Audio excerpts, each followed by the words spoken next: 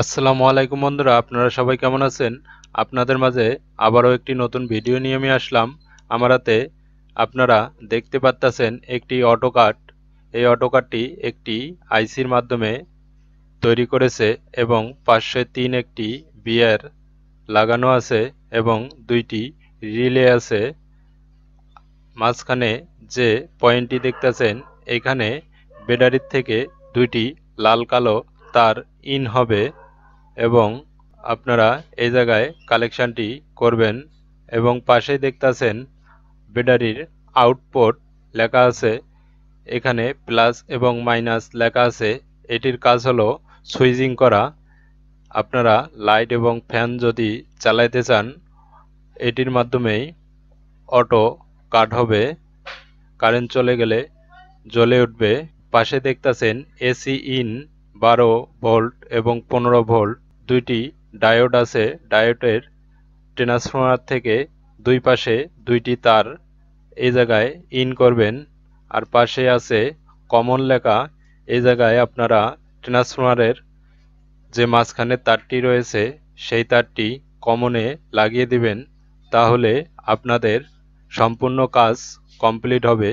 এবং প্রতিটি অটোকাড সার্কিটেই ডায়াগ্রাম দেওয়া আছে। এই ডায়াগ্রাম দেখে আপনারা সম্পূর্ণ কাজ শেষ করতে পারবেন। আমি আরেকটি কার্ড নিয়ে এসেছি। এটি হলো একটি চায়না কার্ড।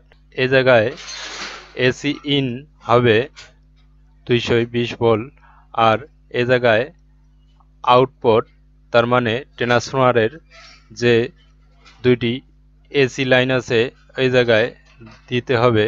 এবং এই যে এখন যে পয়েন্টটি দেখতেছেন, এখানে ব্যাটারির প্লাস এবং মাইনাস পয়েন্ট দুইটি পুশ সুইচ দিয়েছে।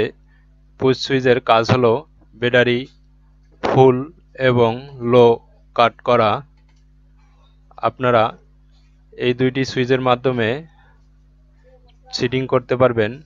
আমি যে বাটনটি চাপ দিতেছি, এই বাটনটির কাজ হলো ব্যাটারি কত পার্সেন্টে এসে আবার চার্জিং শুরু করবে।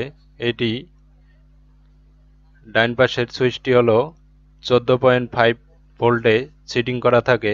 বাম পাশের যে পয়েন্টটি আছে এই পয়েন্টটি 9.8-এ সেটিং করে দেবেন।